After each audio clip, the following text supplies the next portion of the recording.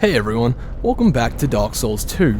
Now, last episode we finished Aldia's Keep and we've now moved on to the Dragon Eyrie, but I did forget one thing in Aldia's Keep, and that was to get the Aldia key and then go to that room that was locked initially so we can find out what was in it.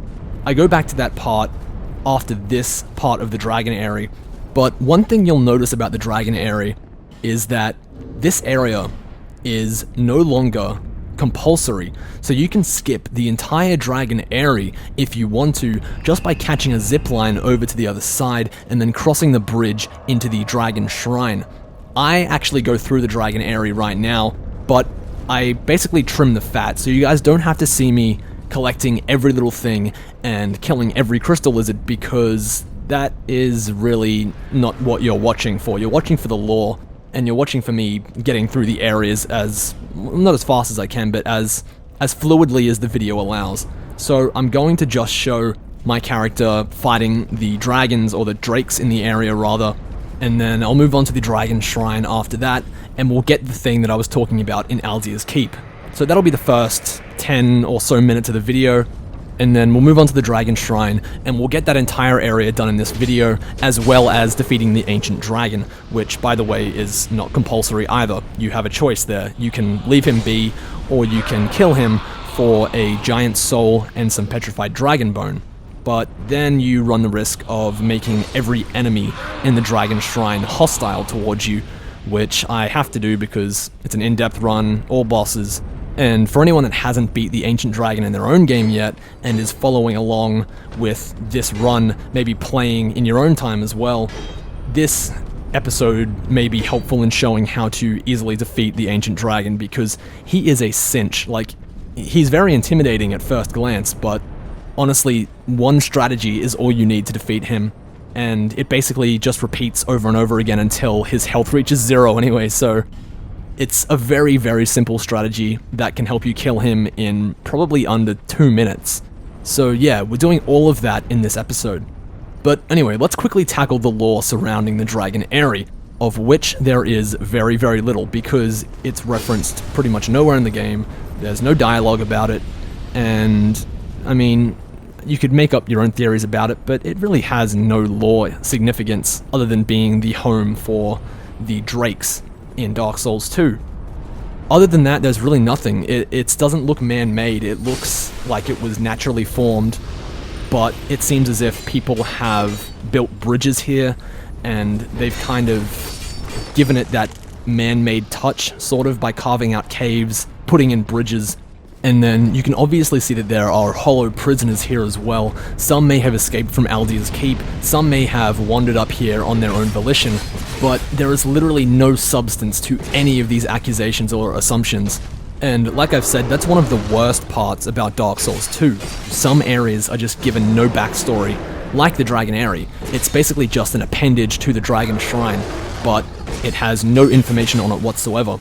But anyway, if you're not familiar with this area, or maybe you're not up to here in Dark Souls 2 yet, and maybe this is your first time playing the game, the Dragon Eyrie acts as the home for the drakes, as I've said previously. But there's also something in this area you should be aware of, and that is the dragon eggs.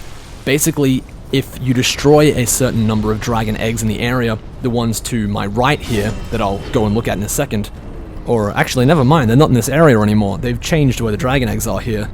But there are dragon eggs scattered all around the area, and you saw some in the video earlier. And what these dragon eggs do is summon a drake to the very large bridge that spans the distance between the Dragon Eyrie and the Dragon Shrine. And if you destroy enough eggs in the area, a drake will swoop down as you're crossing the bridge and destroy it completely, sending your character into the oblivion below. So if you've been wondering why I've been avoiding destroying those eggs, that is why. I think if you destroy all of them, or close to all of them, that will happen, but I'm not sure how many exactly you have to destroy. All I know is that it is most of them. And these drakes here, sometimes they have different movesets depending on how many eggs you destroy. So if you destroy a few eggs in the area, their movesets will change, or at least I think that's what triggers it. So sometimes if you destroy some eggs, they will fly up and start using the aerial fire breath attacks. And that can be a real pain in the ass because they can drop your HP to maybe below half in one hit, and it's very hard to escape from those attacks in these given areas. And also, as you can see here, the best method for dealing with these drakes is a poison-imbued weapon or using the rotten pine resin on one of your weapons, so you can poison the drakes as you're attacking, and their HP will just deplete ever so fast, and that way the battle only lasts just a few seconds, really, maybe under a minute or so. It's this kind of weird thing that Dark Souls 2 has, and I mean Dark Souls 1 has it a little bit as well, but the bigger enemies in the game are actually more of a pushover than they seem. Like, I actually struggle so much more with the more normal enemies in the game, and when it comes to defeating drakes or dragons or anything like that in Dark Souls 1 or 2, it's suddenly the simplest thing, and I can pull it off without dying the first time around, as you've seen here, 3 drakes in a row. And that's not bragging or anything, that's me trying to point out this contrast of the game and how weird it is that the stronger looking enemies are actually weaker in comparison to the more normal enemies in the game. And I just find that really weird and really backwards in a way. Like, shouldn't the bigger enemies, while they do have more HP, also have the better movesets and stuff like that? Like, I have died so many more times to normal enemies in the game than I have to those drakes, or to the ancient dragon, or to whatever, the biggest thing in the game you can think of. And I just find that really weird and kind of funny in a way. But that's probably just because I've played this game so many freaking times. Anyway, here we are in the Dragon Shrine, and we have a third and final meeting with Aldia.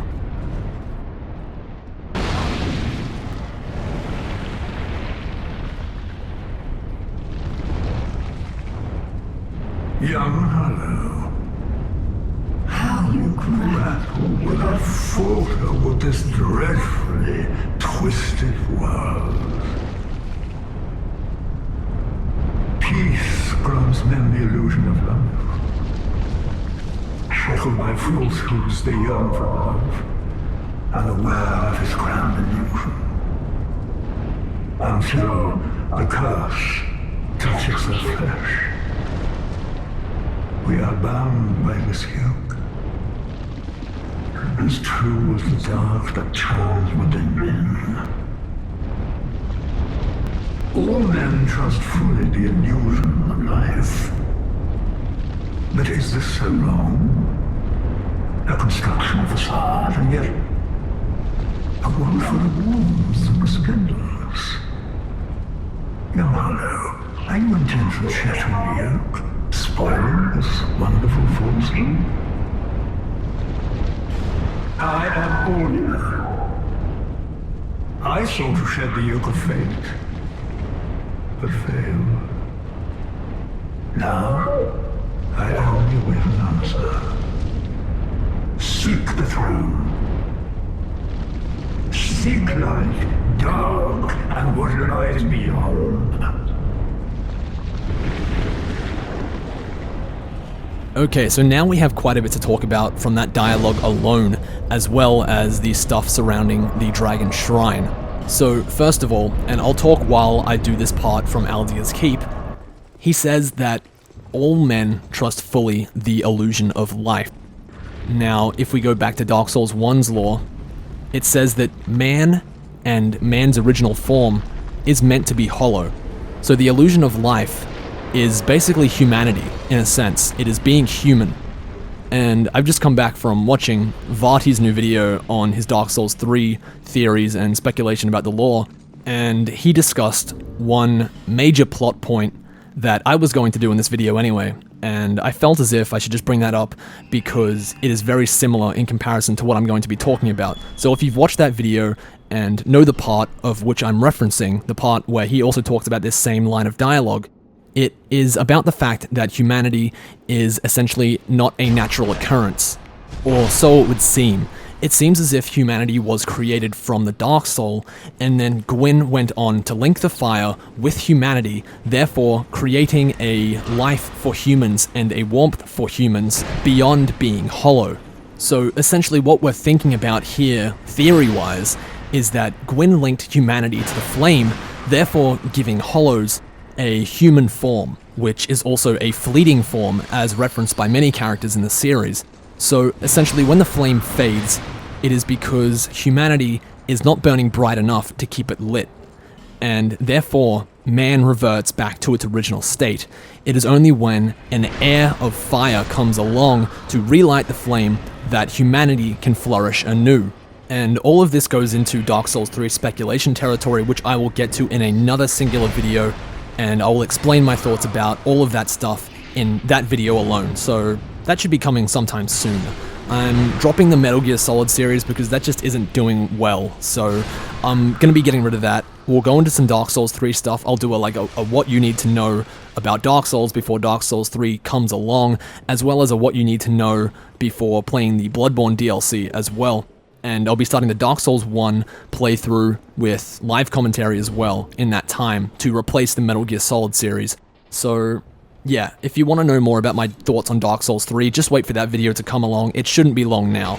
So basically what I'm trying to say here with Aldia's dialogue is that he is referencing the fact that humans, what we are, or what we perceive ourselves to be, are not the truth of what a human is meant to be. It's meant to be a hollow, or a hollow is meant to be the initial form of man. Humans are basically just a byproduct of the first flame, and he calls that the illusion of life. So now that that's been explained, we can move on to his other dialogue. This also goes into a bit of Dark Souls 3 stuff as well, not too far down the rabbit hole though, but it does touch on it. So in Dark Souls 3, you can no longer hollow, so this is also what Aldia talks about. He talks about us going beyond light, going beyond dark, and trying to find something else entirely. In Dark Souls 3, it's been theorized we play as a Lord of Cinder, or at very least, an heir of the flame, or an heir of the fire. And this is evident by Dark Souls 3's demo, or the network test, having a Lord of Cinder mode available to the player when they use an ember or something of that sort. And also, as you can see here, this is what happens when you release that lever. All hell breaks loose in Aldia's Keep, and when I go outside you'll see that firsthand.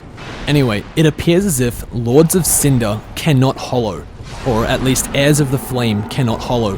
Whatever we are in Dark Souls 3 has gone beyond the scope of light and the reach of dark, and has become something entirely different. And this could be pointing us towards the fact that the Dark Lord ending of Dark Souls 2 is actually the one that Dark Souls 3 is building off in that world, or it could be neither of the endings, to be honest. It could be something completely different, like Dark Souls 2 is from Dark Souls 1. We're just another random undead that happens to become powerful enough to become the next monarch. Anyway, like I said, I'll go into the Dark Souls 3 lore a lot more in that solitary video that I'm doing about it. And for now, we'll just focus on the lore surrounding the Dragon Shrine, because there have been a few changes made to it with Scholar of the First Sin. For one, there are now Dragon Covenant members that watch you fight the Drake Keepers, and it's almost as if they're testing you in a way to see if you're almost worthy enough to be in the presence of the Ancient Dragon and to win over his favor. But these guys are completely non-hostile unless you either attack them or kill the Ancient Dragon. After you kill the Ancient Dragon, they do a complete 180 and try to murder the fuck out of you, because you basically just killed their one and only idol, and you've essentially destroyed their only purpose in this area, which was to guard the Ancient Dragon and to watch as warriors would go through the shrine to see if they were worthy enough of talking to the Ancient Dragon.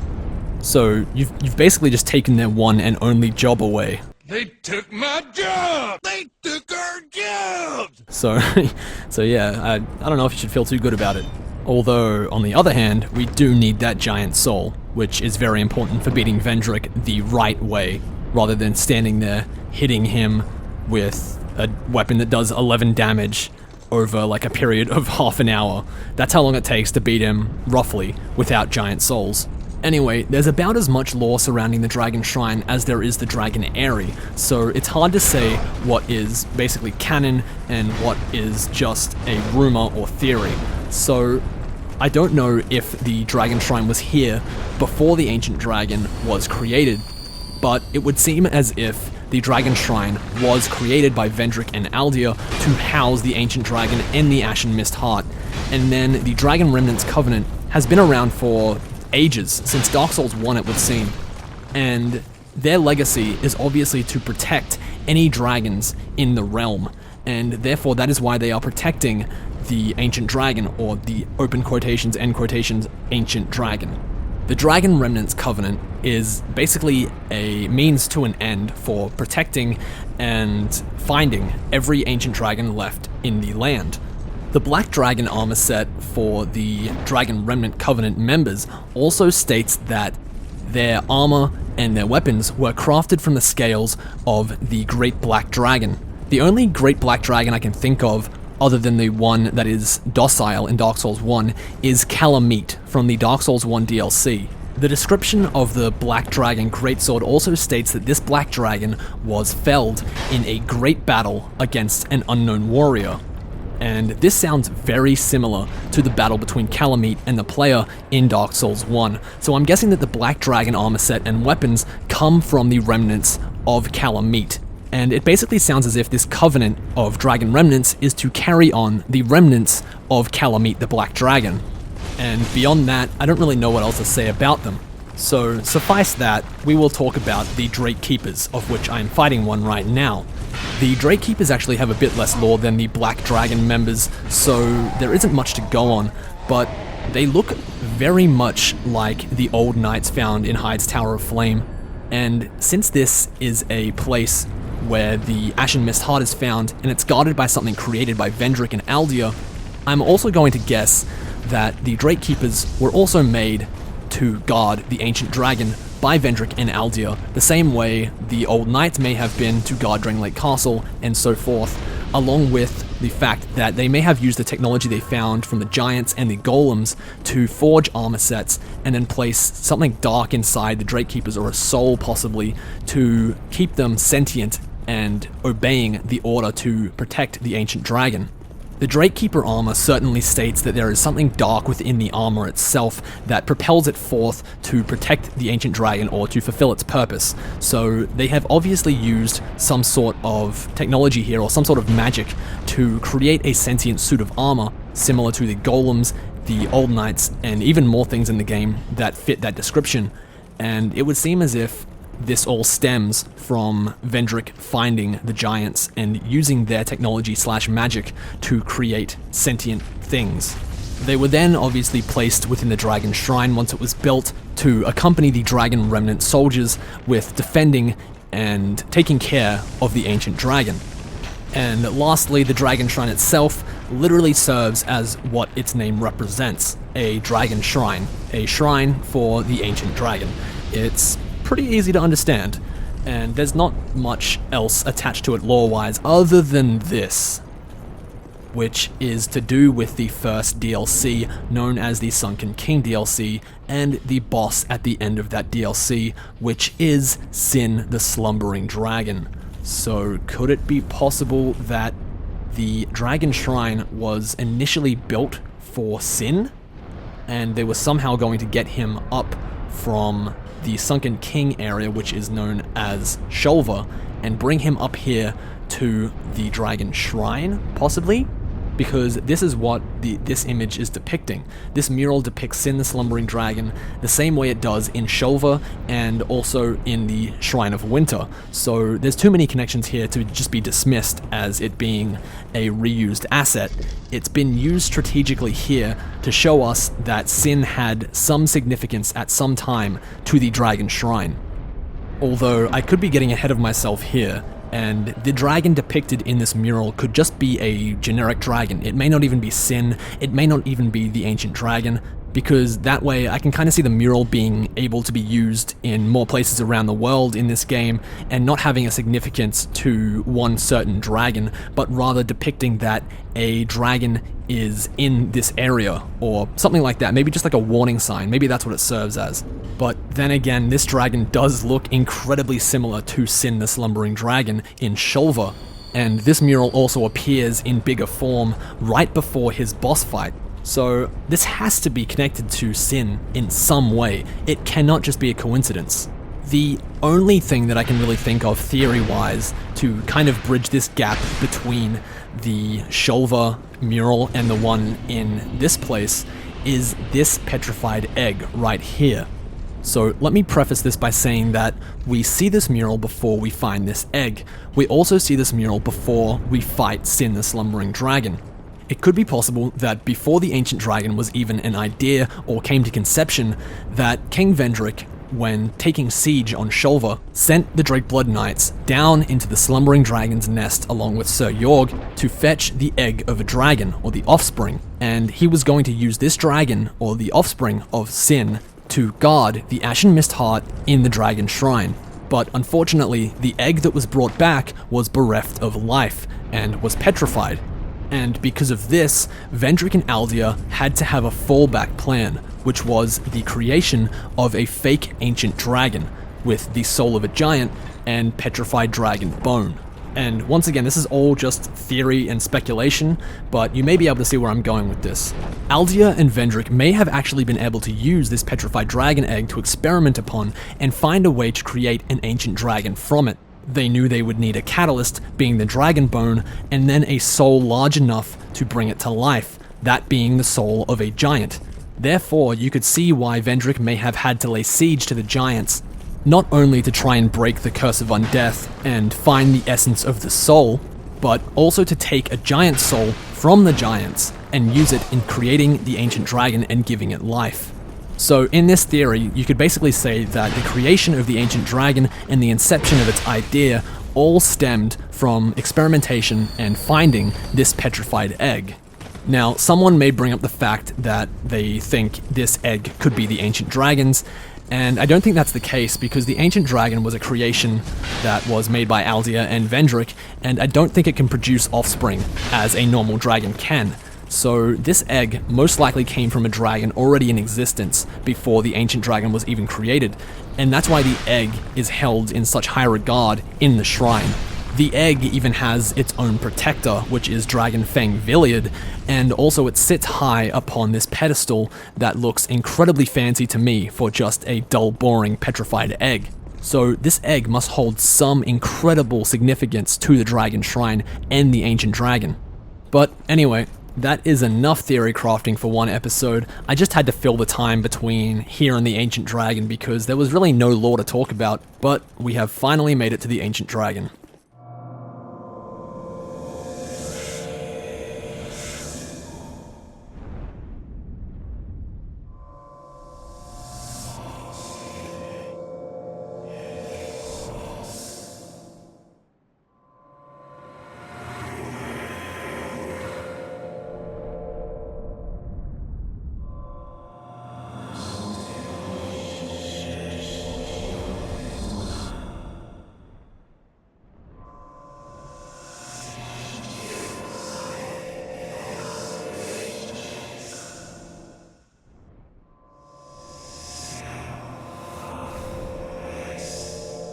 So there we have it, the Ashen Mist Heart, the key to peering into the essence of the soul.